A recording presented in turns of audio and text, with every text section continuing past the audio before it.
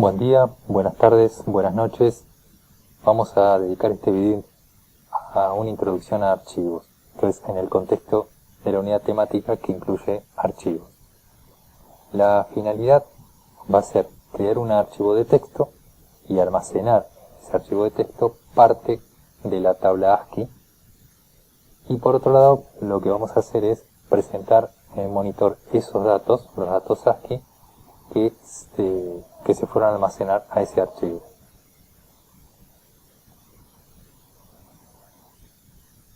Como primer paso, vamos a declarar un puntero a file, al tipo file.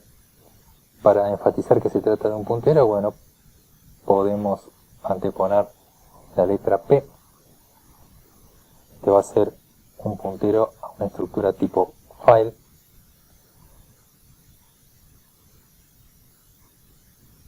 que nos va a permitir hacer referencia al archivo. Y a continuación lo que vamos a utilizar es nuestra función, o la función de librería, fopen.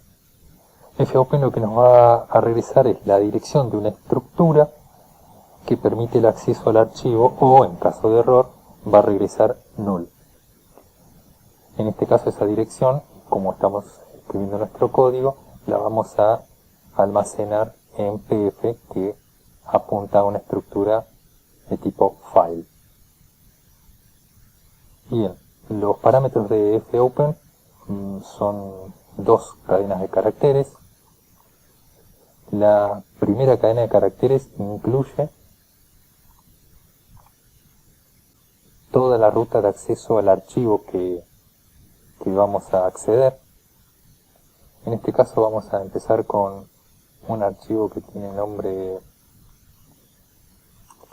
prueba 01. Podríamos omitir la extensión o no, nosotros sabemos que va a ser de texto en este caso. Por comodidad podemos agregar una extensión de XT. Y otra cadena de caracteres que va a indicar el modo. En este caso, con W lo que vamos a indicar es que lo abrimos en modo de escritura, va a ser un archivo de texto, y el modo de apertura es para escribir. Lo que vamos a hacer a continuación es chequear que efectivamente no haya habido dificultades al abrir el archivo. Así que lo que vamos a hacer es una condición. Ahora vamos a ver y vamos a escribir el cuerpo de la condición. Lo que vamos a testear es efectivamente que pf, bueno, tenemos distintas formas, pero una de ellas es si pf es null, eso nos habla de alguna anomalía, con lo cual lo que vamos a hacer es presentar algún cartel en el monitor, alguna leyenda en el monitor, y lo que vamos a hacer es abandonar el programa. Vamos a terminar el programa y esto va a enviar una señal de error al proceso que hizo el llamado. Digo proceso, en este caso el sistema operativo u otro programa. Una alternativa, en lugar de escribir el 1, podría ser, por ejemplo, si ingresamos al header standardlib.h, nos encontramos dos define. El 1 está asociado con efectivamente un abandono con falla, y el 0 es salir pero con una finalización exitosa.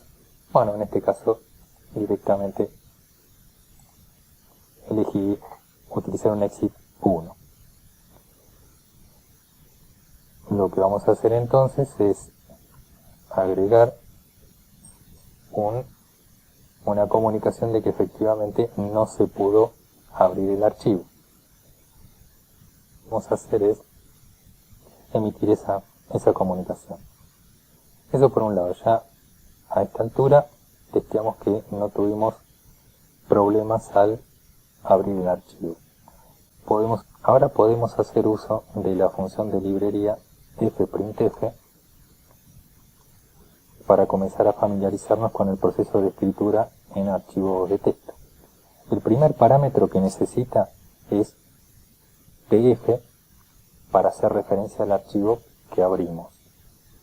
Y en este caso lo que voy a hacer es escribir en el archivo una cadena de caracteres, un título, por ejemplo, el siguiente. Simplemente este string lo que dice es, este es el resultado de ejecutar el ejercicio extra. Esta cadena va a ir a escribirse al archivo.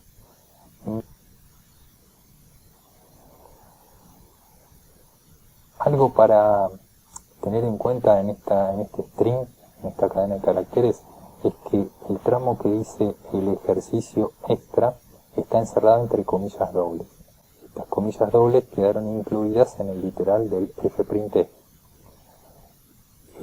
Las comillas dobles, como otros caracteres especiales, por ejemplo el tabulador o el n de nueva línea, necesita que le antepongamos la barra invertida. Así es que para poder utilizar el comillas dobles le anteponemos la barra invertida. Lo mismo acá, para cerrar las comillas dobles le anteponemos la barra invertida. Eso por un lado. Esa primera línea entonces ya sabemos que va a ir a imprimirse a nuestro archivo. Otra línea que podemos imprimir a nuestro archivo es los encabezados de las columnas que van a formar el tramo de tabla ASCII que queremos imprimir. Así que yo ya lo tengo aquí escrito. El primer parámetro va a ser pf también. ¿Por qué? Porque bueno, estamos haciendo referencia al archivo que abrimos antes. Y fíjense que acá pasa algo parecido, solo que usamos la barra invertida para el tabulador. Esto ya es conocido. Esta línea también va a imprimirse a nuestro archivo de texto. Bueno, hasta aquí un primer paso o una primera familiarización de cómo escribir en archivo de texto. Ahora comencemos a utilizar algunas de las herramientas que ya conocían para repetir. Por ejemplo, podemos utilizar un bucle for. Ahora vamos a ver de qué manera. La idea es que vamos a imprimir un tramo de la tabla ASCII, digamos que aquella que comienza en el 65 y termina en el 90, así que menor que 91. Vamos a actualizar y lo que vamos a hacer es declarar nuestro índice. Vamos a declarar aquí y me equivoqué aquí. En verdad lo que quería hacer era compilar. Ahora sí, 0 errores, 0 advertencias. Bien. Así es que estamos en el bucle for desde el 65 hasta el 90. ¿Y qué es lo que vamos a hacer repetidamente? Bueno, vamos a volver a utilizar la función de biblioteca fprintf por un lado para seguir escribiendo texto en nuestro archivo, y también lo que vamos a hacer es presentar en el monitor aquello que estuvimos escribiendo en el archivo o aquello que se escribió en el archivo sucesivamente. Así que recurrimos a la que ya conocíamos, la que ya se venía utilizando, que es printf. Bien, en los argumentos de fprintf, bueno, como siempre el primer argumento va a ser el puntero pf, y luego lo que vamos a hacer en este literal es comunicar lo siguiente: agregarle algún tabulador. Ese es el literal, se parece mucho al clásico printf.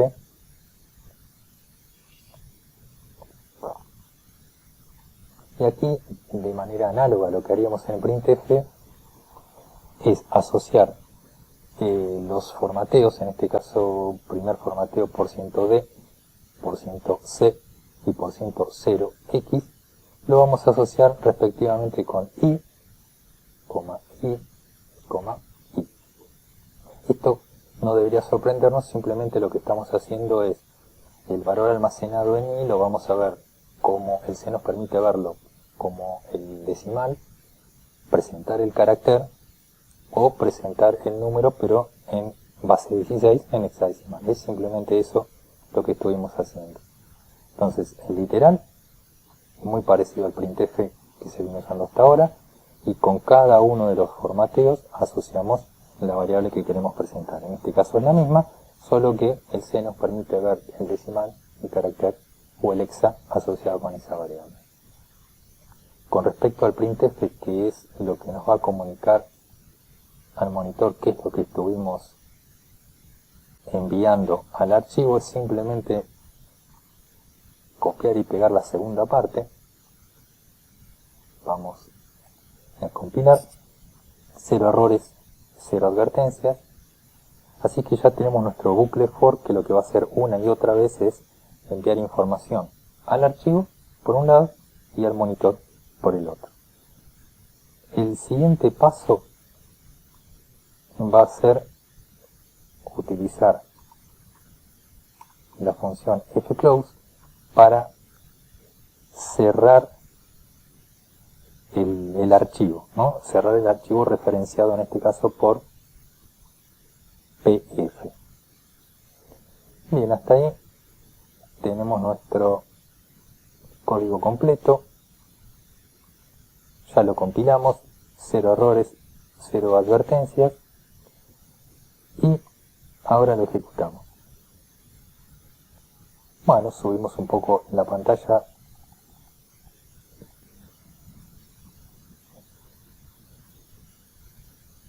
Lo que me estaba faltando entonces es agregar fuera del bucle for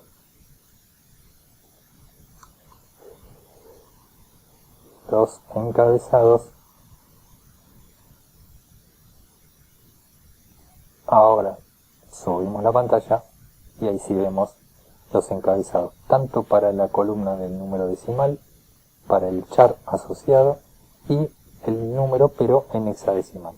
Este tramo de la tabla ASCII es, ustedes pueden buscar, y en esta captura de pantalla tenemos la tabla ASCII completa, pero lo que hicimos fue imprimir desde el 65, que es la A mayúscula, hasta la Z mayúscula. Este tramo es el que presentamos en el monitor y también almacenamos en nuestro archivo de texto.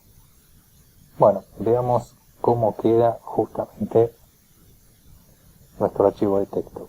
Sin más indicación que la que tenemos aquí, lo que vamos a hacer es ir a buscar la carpeta o el directorio, bueno, carpeta en Windows, donde tienen el proyecto, y ahí se creó el archivo prueba 01txt. ¿Sí? Si hacemos doble clic, ya quedó nuestro archivo asociado por la extensión, asociado directamente con el bloc de notas. Entonces prestemos atención que la primera línea de nuestro archivo de texto está asociada con este primer fprintf. Ese es un uso que pudimos darle a fprintf. La otra línea de los encabezados de las columnas, esta segunda línea con los headers, con los encabezados, está asociada con este otro printf. Ese es el otro uso que hicimos de printf. Entonces, en nuestro archivo vemos que la primera línea está asociada con este fprintf. A continuación, si buscamos en nuestro archivo, los encabezados de las columnas están asociados con este fprintf. Y bueno, por supuesto, el bucle for repetidamente hace uso de fprintf y tiene como consecuencia que quedan las 3 columnas desde el 65 hasta el 90, desde la A mayúscula hasta la Z mayúscula como queríamos. El nombre del archivo, vamos a cerrarlo, entonces voy a la carpeta donde está el proyecto. El nombre del archivo es prueba 01, tal y como lo indicamos aquí.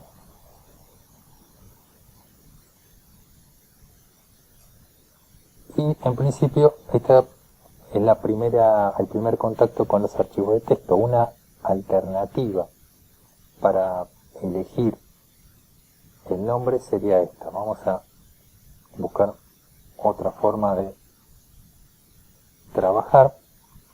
Vamos a hacer un comentario en esa línea de código. Siempre estamos trabajando en donde, por el momento, donde creamos nuestro proyecto. Este era el archivo de texto prueba 01. Bueno, armemos otro. Ya tengo acá preparado las líneas de código asociadas con lo que va a ser una alternativa. Vamos a crear